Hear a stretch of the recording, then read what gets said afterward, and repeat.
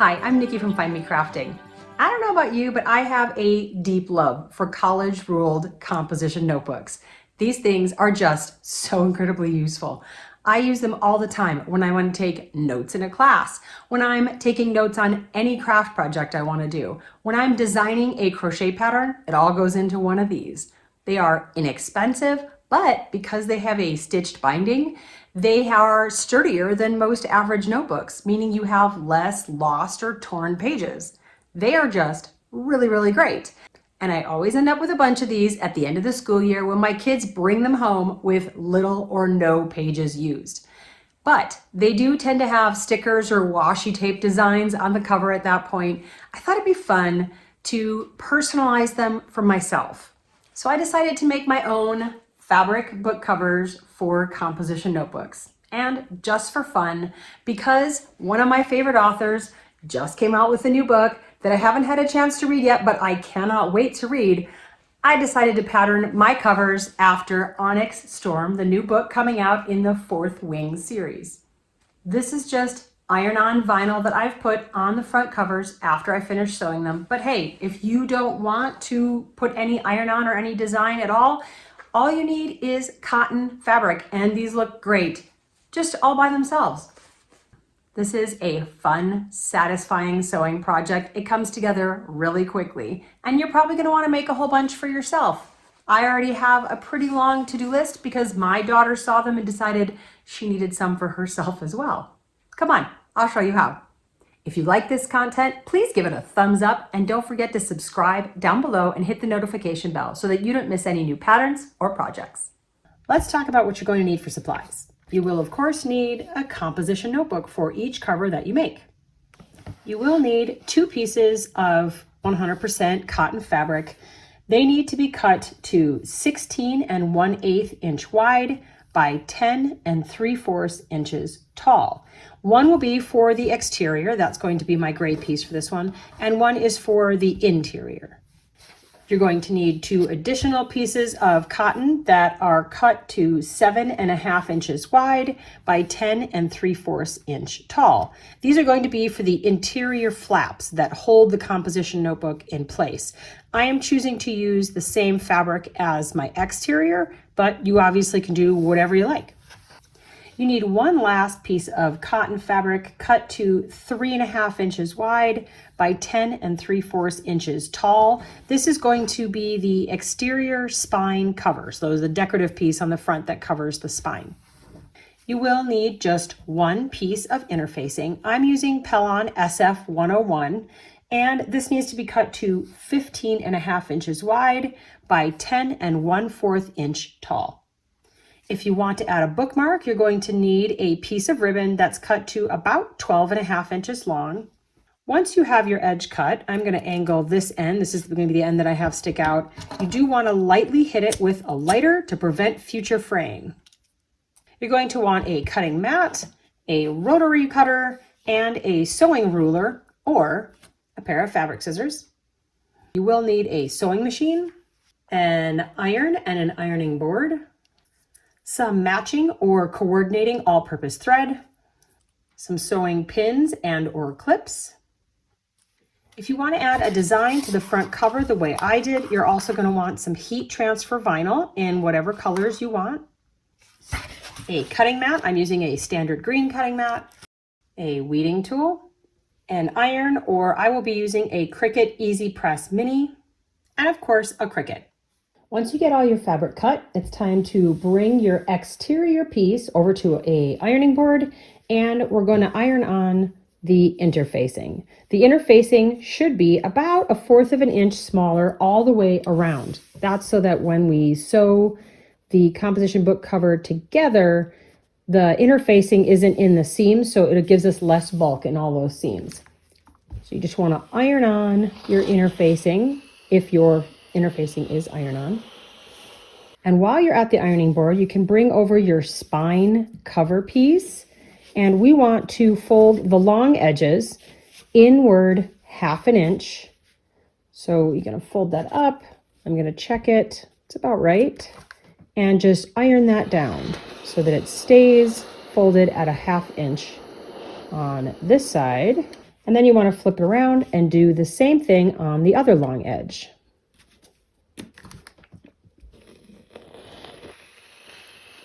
Next, we need to find the center of both the piece, the exterior piece, and the exterior spine piece. We want to take what will be the left and right sides of the exterior fabric and put them together so that we are finding the center of this piece. And once you get it all lined up over here at the fold, you want to take a snips or scissors and make just the tiniest little cut across that little point. And if you open it up, you now have your center marked. You can see exactly where the center is. You want to do that for both the top and bottom of the exterior. Next, we want to do the same thing for our spine cover that we've ironed the 1/2 inch in on. We want to fold it in half this long way. And right at the point at where the fold is, we want to cut the tiniest little snip so that we have marked our center. Do that at both ends of this piece.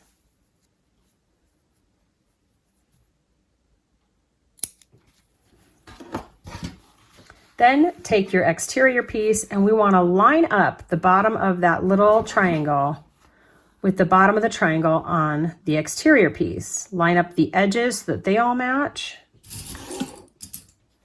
and clip it in place. Then you want to flip it around and repeat the process at the other end. We want to make sure that they're totally lined up. Both of the little triangles are matching, my edges are matching, and I'm going to clip that in place.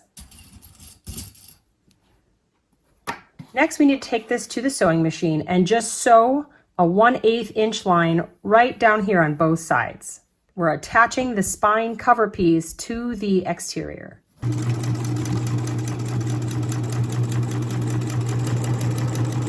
Now you want to bring both of the pieces of cotton that you've cut for the flaps, for the thing that's holding the composition notebook in place.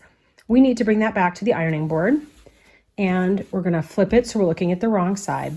And we want to fold one of these longer edges up 1/4 of an inch. And if you're like me and can't really eyeball 1/4 of an inch, you can use a ruler and iron that in place.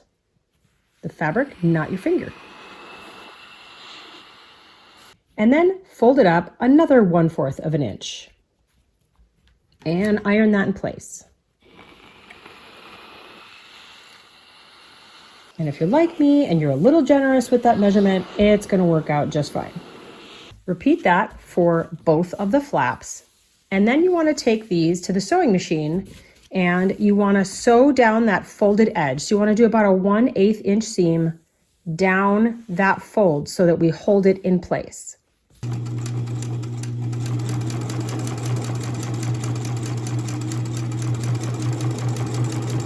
With both of those folds sewn onto your flaps, you're actually ready to sew it all together. You have all the pieces, all the components are ready to go.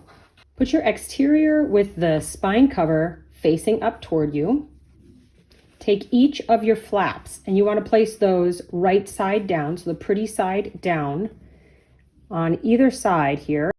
You want to line up the outside edge of the flap with the outside edge of your exterior. And do that for both of the flaps.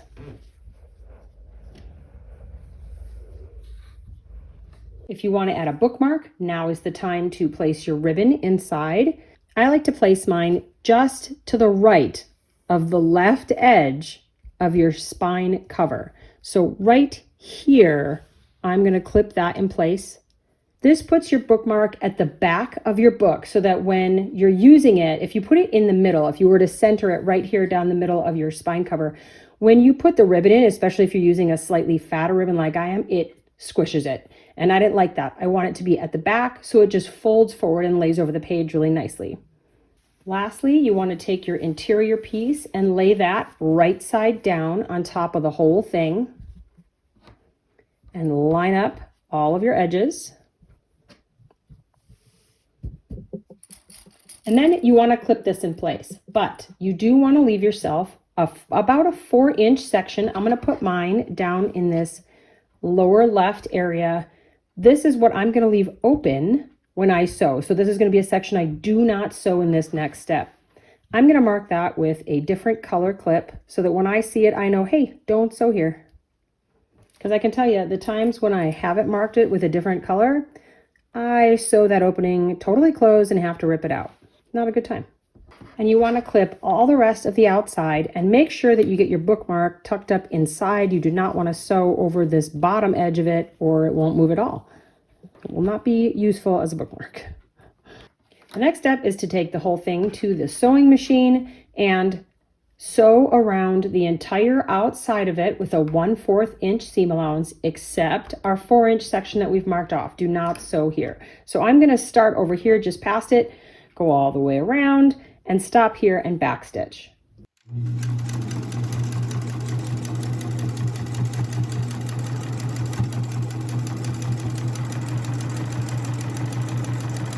Once you get it all sewn together, you want to trim the corners here, the excess fabric out of each of your corners. This just reduces the bulk of fabric that we have in our corners. It means that they can poke out and look more like corners. Now comes the fun part where we flip everything right side out through that opening that we left ourselves. So you just want to roll it so that everything that is on the inside is on the outside. If when you do it, you have your flap sort of inside out, don't forget to flip that as well toward the inside, toward the interior fabric. And if you have one of these turning tools, they are quite nifty for poking corners out so that they look very pointy and cornery. And we want to iron it so that everything looks nice and pressed. And while you're ironing, you want to make sure to roll your seams, sort of push them so that the interior is on the inside. You don't want to see the interior from the front. So you want to roll that seam and then iron it flat so that you are seeing the exterior, not the interior. Be careful of your ribbon because most of those will melt if you iron them, so avoid that. You can also flip it over and give the inside a press as well. Next up, we want to get our opening closed up. So you want to fold the edges of your opening inward, and you want to fold them about that same 1/4 of an inch that you just used for the seam around the whole outside so that it all lines up and looks even. Our final step is to take this to the sewing machine and sew with a 1/8 inch seam allowance. I like to begin right before my opening.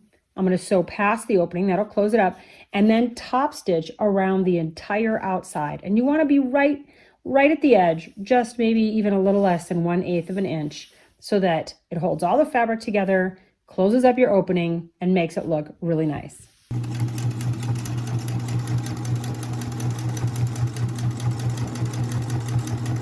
If you like the way it looks like this is great. You can leave it just like this, just with fabric. There is no need to add anything onto the front if you don't want.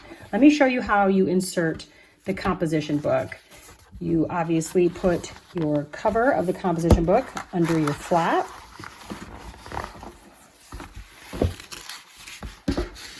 And once you slide that in, what's easiest to do is kind of flip it around so that you're bending it backwards and put that remaining side into the other flap.